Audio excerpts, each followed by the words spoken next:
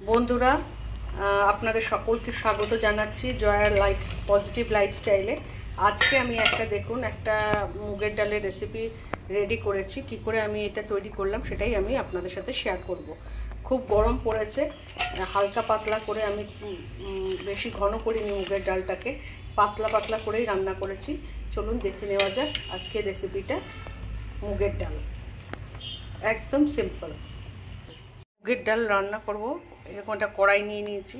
কড়াই সামান্য তেল দিয়ে মুগের ডালটাকে প্রথমে ভেজে নেব। কড়াইয়ে তেল দিয়ে দিয়েছি, এবার মুগের ডালটা দিয়ে দিচ্ছি। মুগের ডালটা দিয়ে ভালো করে মুগের ডালটা ভেজে নিচ্ছি। একটু লাল লাল করে ভেজে নেওয়ার পরে এর মধ্যে জল দিয়ে দেব। এদিকে একটা পাত্রে জল নিয়ে নিয়েছি। এই জলটা গরম হলে এই গরম জলটাকে ডালের মধ্যে দিয়ে দেবো। লাল লাল করে ভাজা আমার হয়ে গেছে। এবার এই গরম জলটা ঢেলে দেবো। এই যে গরম জলটা এর মধ্যে দিয়ে দেবো। এই গরম জলটা এর মধ্যে দিয়ে দিলাম। এবার ডালটাকে সিদ্ধ হতে দিতে হবে। ডালটা ফুটে গেছে, এর মধ্যে আমি 3টে চেরা কাঁচা লঙ্কা দিয়ে দিচ্ছি। আর এই যে ফেনাগুলো উঠেছে না, এই ফেনাগুলো হাতা দিয়ে একটু নামিয়ে দেবো। ফেনাগুলো একটু হাত দিয়ে উঠিয়ে দেবো, ফেলে দেবো।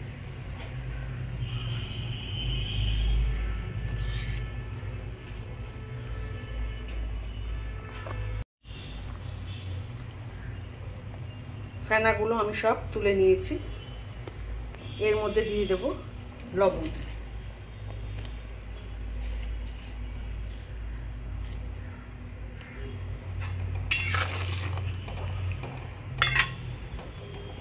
এটাকে আবার ফুটতে দিতে হবে যতক্ষণ না পর্যন্ত ডালটা সিদ্ধ না হচ্ছে। ডালটা বন্ধুরা সিদ্ধ হয়ে গেছে। আমি একটু হাত দিয়ে দেখাচ্ছি ডালটা।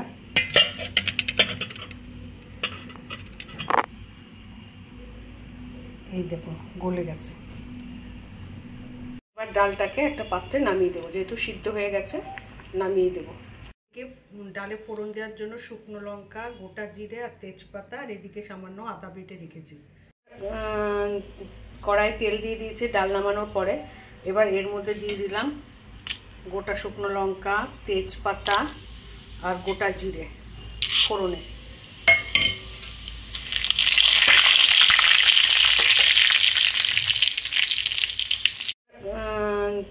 কড়াই তেল দিয়ে দিয়েছি ডাল নামানোর পরে। এবার এর মধ্যে দিয়ে দিলাম গোটা শুকনো লঙ্কা, তেজপাতা আর গোটা জিরে ফোড়নে।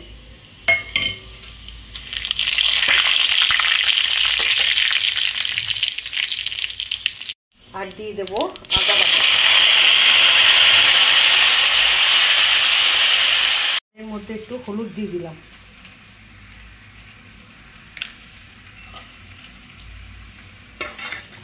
নাড়িয়ে দিলাম। আর এদিকে এটা প্রায় ভাজা ভাজা হয়ে গেছে। এবার ডালটা এর মধ্যে দিয়ে দেবো। আমার আদা, শুকনো লঙ্কা, গোটা জিরে এবং তেজপাতা ভাজা ভাজা হয়ে গেছে ফোড়নটা। এবার এর মধ্যে ডালটা দিয়ে ঢেলে দেবো।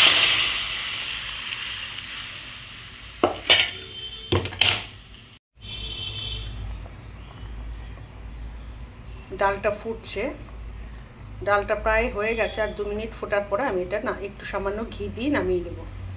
এটা একদম সম্পূর্ণ নিরামিষ একটা মুগের ডাল হয়ে গেছে প্রায়। এবার এর মধ্যে আমি সামান্য ঘি দিয়ে দিলাম। ঘি দেওয়ার পরে আমি গ্যাসের ফ্লেমটাকে বন্ধ করে দেব। আমার মুগের ডাল প্রায় রেডি হয়ে গেছে।